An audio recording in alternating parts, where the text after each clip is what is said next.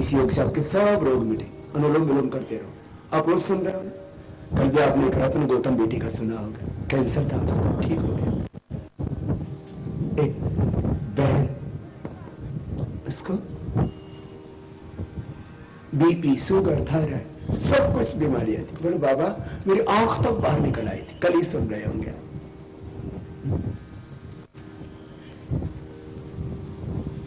लखीमपुर, बाबा मेरा तो जीवन से, इससे पहले और असम की शिविर में सुना होगा, भाई नारायण जी, एक बहन और थी,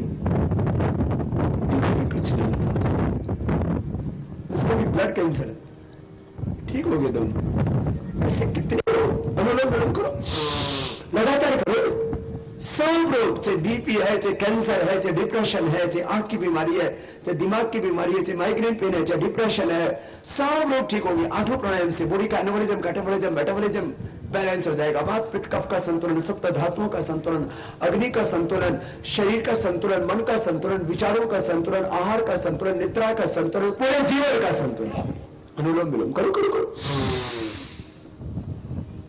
एक एक सेल से लेकर के पूरे सिस्टम का संतुलन, एक एक सेल, और एक एक सेल से ही तो स्किन सेल मिल गए तो स्किन बन गई, बोन्स की सेल मिल गई तो हड्डियां बन गई, ब्रेन सेल मिल गए तो ब्रेन बन गया।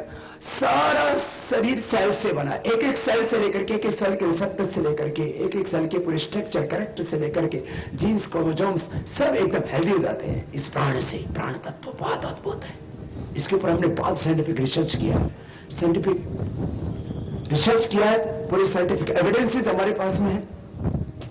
योग से सब रोग मिटते हैं।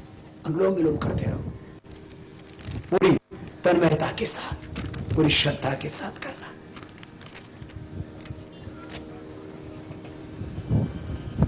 बहुत अद्भुत है ये योग, अनुलोम विलोम पूरी तन्मयता के साथ लगातार करते रहो, लगातार करो, लगातार करो। थोड़ी देर में आपके नाक भी गर्म हो जाएंगे, भीतर से गर्मी आ जाएगी अपने आप। सर्दी, जुकाम, काफ, एलर्जी, फिर टीबी, कैंसर, हार्ट की बीमारी, बीपी की बीमारी, शुगर की बीमारी, मोटापे की बीमारी, अर्थराइटिस की बीमारी, स्किन की बीमारी, हड्डियों की बीमारी, लीवर की, स्प्लीन की, इंटेस्टाइन की, पेनक्रियाज की, कोई बीमारी शरीर में नहीं रहती योग के करने से। बड़ा अद्भुत है योग का अभ्यास, लगातार करो बस। हमने करोड़ों लोगों को योग करवाया, 5 करोड़ से ज्यादा लोगों को तो फिजिकली जैसे आप बैठे हो ऐसे लोगों को योग करवाया है, और 200 से ज्यादा देशों के 100 करोड़ से ज्यादा लोगों ने इस योग को अपनाया है और उन्होंने असाध्य रोगों से मुक्ति पाई है। आज 100 करोड़ से ज्यादा लोग योग कर रहे हैं, और आने वाले देख लेना 20, 25, 50 वर्षों में दुनिया के सभी लोग योग करेंगे, क्योंकि योग के अलावा दूसरा कोई समाधान ही नहीं है। योग is the ultimate solution of all diseases and all universal problems. चलो पैरों को सामने खोल लो, एक बार पैरों को सामने खोल लीजिए। थोड़ा आपको सूक्ष्म व्यायाम करा देते हैं। ये पैरों के लिए अंगुलियों को अंगूठों का आगे पीछे दबा लो, ये हल्के हल्के व्यायाम में। देखो, योग और आयुर्वेद प्राकृतिक चिकित्सा इस सृष्टि के आदिकाल से उपचार की सस्ती, सरल, वैज्ञानिक, प्रभावशाली, बहुत ही लाभकारी पद्धतियां हैं, निर्दोष पद्धतियां हैं। योग, आयुर्वेद और प्राकृतिक चिकित्सा का ज्ञान सृष्टि के आदिकाल में स्वयं भगवान ने वेदों के माध्यम से हमको दिया। ईश्वरीय ज्ञान निर्भ्रांत होता है, पूर्ण होता है, उसमें किसी तरह का कोई स्वार्थ नहीं होता है, और ये प्रकृति से सीधा हमको मिलता है। योग का, आयुर्वेद का, प्राकृतिक चिकित्सा का जो लाभ है प्रकृति से सीधा हमको प्राप्त होता है। विकृति जन्य जो भी चीजें हैं वो कभी भी निर्दोष नहीं होती है। एलोपैथी की कोई भी दवाई प्रकृति से नहीं मिलती हमको। आदमी समय गड़बड़ी करके तैयार करता है, हेराफेरी करके तैयार करता है, उसमें होशियारी करके तैयार करता है, माना ठीक है, मस्तिष्क बहुत है इंसान के पास। आज दुनिया का टॉप ब्रेन या तो मेडिसिन खोजने में लगा है या हथियार बनाने में लगा है, लेकिन दोनों से ही न स्वास्थ्य मिलेगा न शांति मिलेगी। हथियारों से कभी भी पूरी दुनिया में शांति स्थापित नहीं हो सकती और दवाओं से कभी भी आरोग्य नहीं आ सकता। योग से पूरी दुनिया को आरोग्य भी मिलेगा और योग करके जब सब लोग हिंसा से मुक्त हो जाएंगे तो विश्व शांति भी स्थापित होगी। ये world health and world peace का एक ही मात्र है, निर्दोष तरीका है योग। मेरे से एक बोला, बाबा वर्ल्ड हेल्थ और वर्ल्ड पीस के लिए आपको नोबेल प्राइज मिलना चाहिए। मैंने कहा नोबेल प्राइज मिलने वालों को कितने लोग मानते हैं और कितने लोग जानते हैं? बाबा आज माना मैं किसी तिरस्कार में किसी भी पुरस्कार का तिरस्कार नहीं करना चाहता, लेकिन यह सत्य है नोबेल प्राइज में भी लॉबिंग होती है और इसमें भी अमेरिका की दादागिरी चलती है। चीन के खिलाफ कोई काम कर रहा है तो उसको नोबेल प्राइज दिला देता है क्योंकि चीन उसका मित्र देश नहीं है। ये सच्ची बात। फिर उसके खिलाफ जो भी काम करे ना उसको नोबेल प्राइज दिला देता है। जो जो काम करना हो ना उसको तरीके से करता है, सलीके से करता है। तो नोबेल प्राइज में दादागिरी चलती है अमेरिका की, किसको देना है किसको नहीं देना। और भारत के सरकार के द्वारा जो प्राइज दिए जाते हैं कुछ अच्छे लोगों को भी दिए जाते हैं नोबेल पुरस्कार, सबको खराब नहीं कहना चाहिए, लेकिन उसमें ज्यादातर जो पुरस्कार होते हैं वो उनको दिए जाते हैं जो अमेरिका की चापलूसी करते हैं। दूसरा, भारत सरकार जो पद्मश्री, पद्म विभूषण और भारत रत्न जो पुरस्कार देती है कुछ अच्छे लोगों को भी दिए जाते हैं, लेकिन ज्यादातर किनको दिए जाते हैं?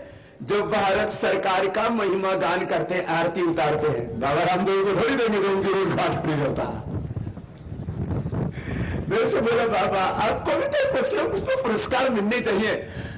बाबा आपको तो ये पद्मश्री, पद्म विभूषण नहीं, आपको तो भारत रत्न मिलना चाहिए। मैंने कहा अरे क्या कहा तुमने? भारत रत्न मुझे पुरस्कार मिलना चाहिए? अरे 120 करोड़ भारतीय जो इस देश की मिट्टी में पैदा हो गया वो हर एक व्यक्ति भारत रत्न है। जो भारत माता की मिट्टी में पैदा हुआ हर व्यक्ति क्या है? बोलो, भारत रत्न है। गोल गोल घुमाओ। फिर तुम्हें पुरस्कारों की क्या जरूरत है? देश के लिए गाने वालों को भारत रत्न दे दिया जाता है। सुनना जरा जोर से, देश के लिए गाने वालों को भारत रत्न दे दिया जाता है, देना चाहिए, मैं उसका आलोचक नहीं हूं। अरे भारत के लिए गाने वालों को जब भारत रत्न दिया जा सकता है तो भारत के लिए मरने वालों को भारत रत्न क्यों नहीं दिया जाता है? सुभाष चंद्र बोस, नेताजी सुभाष चंद्र बोस को भारत रत्न क्यों नहीं दिया? क्योंकि भारत के लिए मरे मिटे। शहीद आजम भगत सिंह को भारत रत्न क्यों नहीं दिया? क्योंकि भारत के लिए मरे और मिटे। 565 रियासतों में बटा हुआ था भारत, इसको सरदार वल्लभ भाई पटेल ने एक कर दिया, नहीं तो कभी भारत एक नहीं हो पाता, खंड खंड रहता। राजीव गांधी को तो भारत रत्न दे दिया, अच्छी बात है, दो। लेकिन आप दो लोगों को, सरदार वल्लभ भाई पटेल को और यदि राजीव गांधी को, दोनों को बराबर रखते हैं तो आप किसको नंबर ज्यादा देंगे बताओ? जिसने 565 रियासतों को एक करके अखंड भारत बना दिया वो भारत रत्न है कि नहीं है? बोलेंगे बाबा उसने तो भारत उसने बनाया, नहीं तो भारत अलग अलग देशों के अंदर खड़ा होता, आपस में लड़ रहा होता।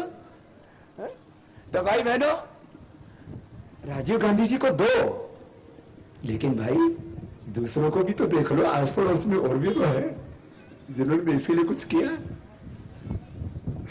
सारे देश की योजनाओं का नाम एक परिवार से रख दिया गया। एक मेरे पास में एक ने इतना बड़ा लिटरेचर भेजा, आधे से ज्यादा देश की योजनाओं का नाम, कार्यालयों का नाम, सब चीजों का नाम एक परिवार के नाम से रख दिया गया कि इस देश में कोई शहीद, कोई संत, कोई साधु, सन्यासी, महापुरुष, ऋषि मुनि नहीं हुए, टूटा पड़ गया। एक परिवार के नाम से पूरा देश कर दिया गया।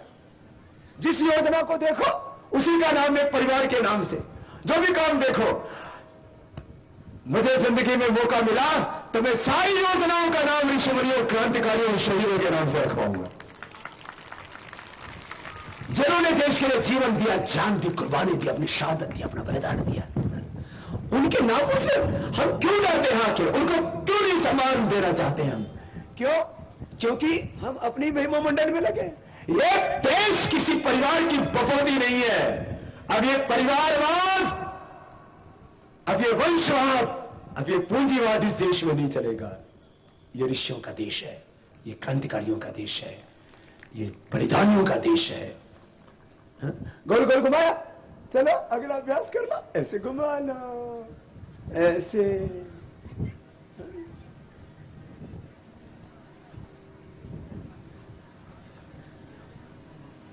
कितना अच्छा है ना? बढ़िया बढ़िया। कमर भी हल्की हो जाएगी, बहुतों का तो चक्का जाम था। दाएं बाएं कुछ ना कुछ फंसा हुआ था, रसगुल्ला, समोसा। भाई बहनों,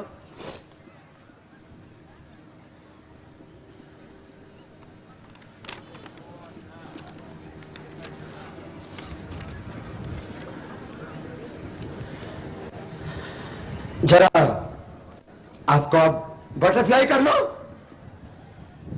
करो करो करो ऐसे, दोनों पैरों को तलवों से मिला लो ना, दोनों पैरों को तलवों से मिलाया और फिर ऐसे हिलाया। देखो कितना अच्छा है, हिला हिला। बातों के जाम हो गए, हिप्स भी, बटक्स भी। इससे सब खुल जाएंगे। सारे बंधन खोलने आया हो आपके, तोड़ने आया हो आपके। तो भाई बहनों, आपको भस्त्रिका, कपालभाति, अनुलोम विलोम, भ्रामरी, उद्गीत, आठों प्राणायाम करवाने। चलो, भस्त्रिका प्राणायाम पूरा हो गया था, ये 5 मिनट करना है रोज। फिर कपालभाति, ये लंबा, चलो थोड़ी देर और कर लो कपालभाति, फिर बाह्य प्राणायाम, फिर उज्जाई, फिर अनुलोम विलोम, फिर भ्रामरी, उद्गीत प्राणायाम करवाएंगे। और आज मैंने आपके लिए बहुत कुछ नया विषय रखा, और आपके साथ साथ पूरे देशवासियों को भी। कल मैंने एक बहुत बड़ी रिसर्च की रात को, वो आपके सामने भी रखूंगा। देश कैसे बर्बाद हो रहा है, इसको बचाना है, पहले अपने आप को भी बचाना है। रोज करो करो करो।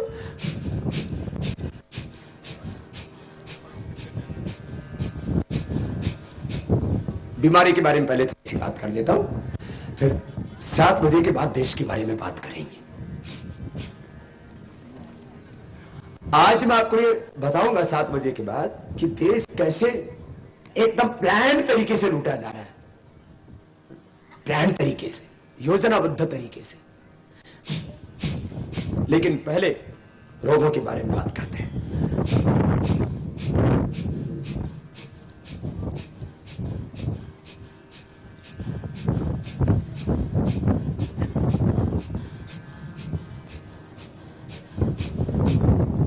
जिनको इनफर्टिलिटी थी, जिनको संतान नहीं होती थी, उन्होंने कपालभाति प्राणायाम किया, उनको संतान होगा। क्यों? इसीलिए देखो, जो मैं आपको थोड़ी देर में लाभ बता रहा हूं 5-7 मिनट के अंदर, तब तक कपालभाति करते रहना। कैसे हो गई संतान?